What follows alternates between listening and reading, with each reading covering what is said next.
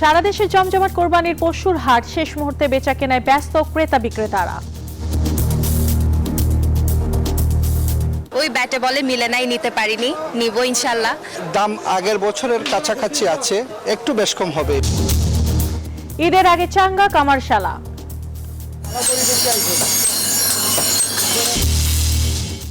কোরবানি ঈদ ঘিরে চাঙ্গা দেশের ফ্রিজের বাজার, বিক্রি বেড়েছে 30%। ক্রেতা টানতে আকর্ষণীয় অফার ব্র্যান্ডগুলোর।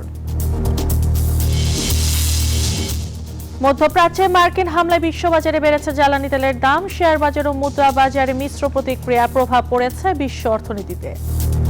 আমন্ত্রণ ব্যবসা বাণিজ্যের অর্থনীতির সর্বশেষ খবর নিয়ে নিউজ 24 এর নিয়মিত আয়োজন পূবালী ব্যাংক পেলসে বিজনেস টাইমে। সাথে আছে পিঙ্কি সানোয়ার। এতক্ষণ দেখছিলেন সংবাদ শিরোনাম, এবার বিস্তারিত। আর মাত্র একদিন পরই পবিত্র ঈদুল আজহা। শেষ মুহূর্তের বেচাকেনায় জমজমার সারা দেশের পশুর হাটগুলো। ক্রেতা বিক্রেতার উপস্থিতিতে হাট জুড়ে বিরাজ করছে উৎসব মুখর পরিবেশ, চলছে দর কষাকষিও। সারা দেশে জমে উঠেছে কুরবানির পশুর হাট। যত্নে লালন পালন করা নজরকাড়া গরু দিয়ে হাট কাঁপাচ্ছেন খামারিরা। দেশের বিভিন্ন অঞ্চল থেকে আসা সারি সারি গরু নিয়ে জমে উঠেছে সিলেটের পশুর হাট। জেলায় এবার সর্বমোট 60টি হাটে চলছে পশু কেনা বেচা। তবে শেষ মুহূর্তে প্রত্যাশিত বেচা কেনার আশায় ব্যবসায়ীরা। দাম তো আপনার কিছু কিছু লোক খুব বেশি বলতেছে, আবার কিছু কিছু সামঞ্জস্য ভিত্তিক বলতেছে। আসলে গরু পালতে গেলে অনেক খরচ আছে। কাস্টমারে বলে জিনিসের দামটা বেশি, আসলে বেশি না। চট্টগ্রামের পশুর হাটগুলোতেও এখন উপচে পড়া ভিড়। সকাল থেকে গভীর রাত পর্যন্ত হাটে ঘুরছেন ক্রেতারা। কেউ দাম যাচাই করছেন, কেউ আবার খুঁজছেন তাদের পছন্দের পশু। ওই ব্যাটে বলে মিলে নাই, নিতে পারিনি, নিব ইনশাল্লাহ। দাম আগের বছরের কাছাকাছি আছে, একটু বেশ কম হবে এরকম আর কি। মধ্যবিত্ত সাইজের গরুগুলো লাখ 1,20,000 এই ধরনের গরুগুলো প্রচুর দাম। ঈদের ছুটি শুরু হতেই পাহাড়েও জমজমাট পশুর হাট। রাঙামাটির হাটে দেশি মাঝারি আকারের পাহাড়ি গরুর চাহিদাই বেশি। সবচেয়ে বড় গরু নাম দিয়েছি রয়্যাল, দামটা একটু বেশি, 6 লাখ টাকা যাচ্ছে। এদিকে বান্দরবনের সদর, লামা, আলীকদম, বালাঘাটায় বসেছে পশুর হাট। ভিড় জমেছে ক্রেতার। আমার সাধ্য সামর্থ্য মধ্যে একটু ভালো করে পেয়েছি, আলহামদুলিল্লাহ, ভালো লাগছে। অন্যান্য বছরের তুলনায় এবছরে আমরা অনেক কম দামে গরু পেয়েছি। রংপুরের গঙ্গাচড়ায়ও জমজমাট পশুর হাট। পছন্দের গরু কেনার জন্য ব্যস্ত সময় পার করছেন ক্রেতারা। Desk report, news 24। কোরবানির সামনে রেখে চাঙ্গা কামারশালা। এখন দম ফেলার ফুরসত পাচ্ছেন না কামাররা। নতুন চাপাতি, দা, বটি বানাতে এবং পুরনোগুলোর ধার দিতে দিনরাত একাকার তাদের। সুফিয়ান সরকারের ক্যামেরায় বিস্তারিত জানাচ্ছেন আরিফুল ইসলাম। দীপক চন্দ্র কর্মকার। গভীর রাত পর্যন্ত বিরামহীন কাজ চলছে তার। প্রতি বছর এই সময়ে নিতে হয় বাড়তি কর্মচারী। আগে যেমন কাম করছি 9টা থেকে 9টা, আর এখন কাম করতে হয় 9টা থেকে 10টাও করি। রোজার আমরা সরতে নতুন পুরান ভালো সাপ আছে, যাক অন্যান্য বছর 3 বছর ভালো হাসিতে আছে। ঈদের আর মাত্র একদিন বাকি, আর এই সময়ে কামারশালায় আগুন নেভার সময় নেই। সকাল থেকে গভীর রাত পর্যন্ত চলছে হাতুড়ি আর হাপড়ের টুংটাং শব্দ। অনলাইনে চাকচিক্য যন্ত্রপাতি দিয়ে ব্যবসার সুনাম নষ্ট হচ্ছে বলে অভিযোগ তাদের। আপনার মোবাইলে দেয় এক প্যাকেজ, দেয় আরেক প্যাকেজ। অনলাইনে যারা নিচ্ছে তারা মাংস কাটলে মাংসটা থেতা হয়ে যাবে, কাটবে না। আর আমরা ধার করে দিচ্ছি, মাংস কাটবে। চাহিদার তালিকায় সবার উপরে আছে চাপাতি আর বড় দা। একটা দা ধার দিতে লাগছে 50 থেকে 150 টাকা, চাপাতি 200 থেকে 250 টাকা।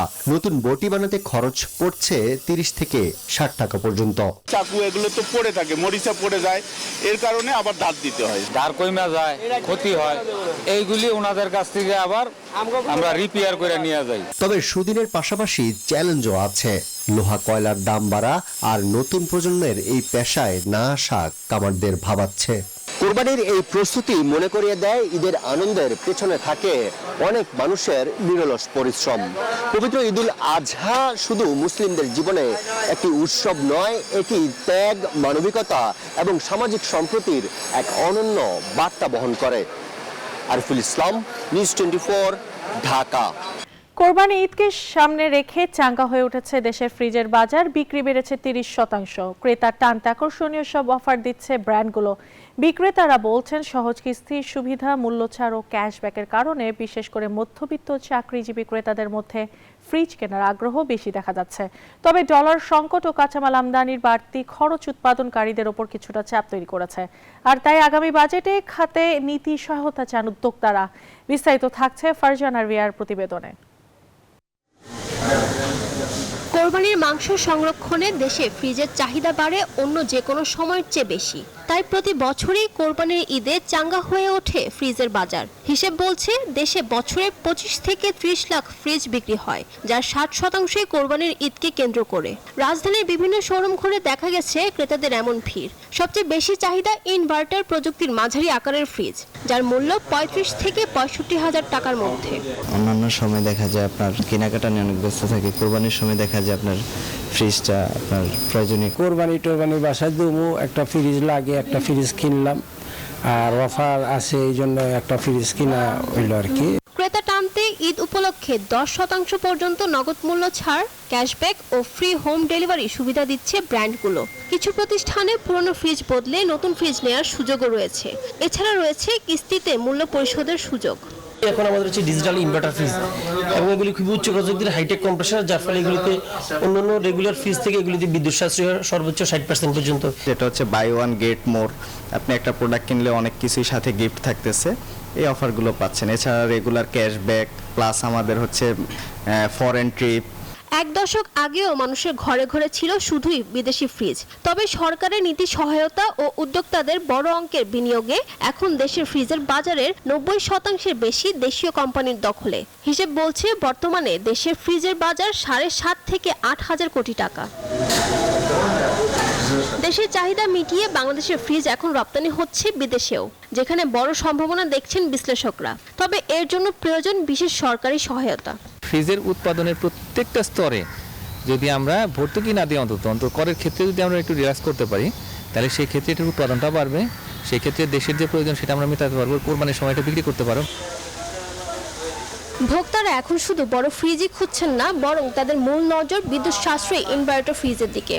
এদিকে বিশ্লেষকদের মতে ক্রমবর্ধমান বিলের কথা বিবেচনায় রেখে কোম্পানিগুলো যদি দীর্ঘ সময় ব্যাকআপ দেওয়া ফ্রিজের উৎপাদন বাড়ায়, তবে তা দীর্ঘমেয়াদে দেশীয় ইলেকট্রনিক খাতকে আরও সমৃদ্ধ করবে।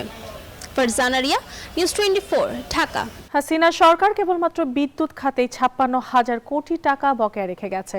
এর জন্য সরকার চাপে রয়েছে বলে মন্তব্য করেছেন বিদ্যুৎ, জ্বালানি ও খনিজ সম্পদ মন্ত্রী ইকবাল হাসান মাহমুদ টুকু।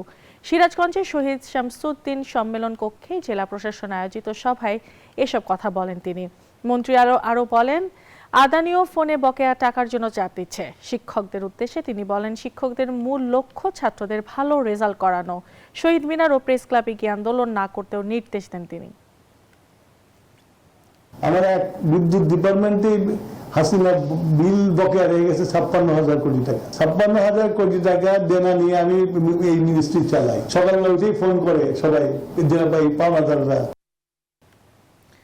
যুক্তরাষ্ট্র ইরানের মধ্যে সম্ভাব্য শান্তি চুক্তির আলোচনার মাঝে মধ্যপ্রাচ্যে নতুন করে মার্কিন হামলায় বিশ্ববাজারে জ্বালানি তেলের দাম বেড়েছে। একই সঙ্গে বৈশ্বিক শেয়ার বাজার এবং মুদ্রা বাজারেও দেখা গেছে মিশ্র প্রতিক্রিয়া। দোহায় দুই দেশের প্রতিনিধিদের মধ্যে হরমুজ প্রণালী খুলে দেওয়ার বিষয়ে আলোচনা চললেও মূলত ইরানের দক্ষিণাঞ্চলে যুক্তরাষ্ট্রের সামরিক অভিযানই বিনিয়োগকারীদের পুরোপুরি আশাবাদী হতে দিচ্ছে না। এর সরাসরি প্রভাব পড়ছে বিশ্ব অর্থনীতিতে। ইরানের দক্ষিণাঞ্চলে নতুন করে মার্কিন হামলার জেরে আন্তর্জাতিক বাজারে ব্রেন্ট ক্রুডের দাম 1% বেড়ে ব্যারেল প্রতি 97.32 দাঁড়িয়েছে। তবে ওয়েস্ট টেক্সাস ইন্টারমিডিয়েটের দর শুক্রবারের চেয়ে 5.5% কমেছে। শেয়ার বাজারেও চলছে ওঠানামা। একদিকে নাসডাক ও S&P সূচক কিছুটা বেড়েছে, অন্যদিকে জাপানের নিক্কেই এবং ইউরোপের ইউরোস্টক্স ও ড্যাক্সের মতো সূচকগুলো দর হারিয়েছে।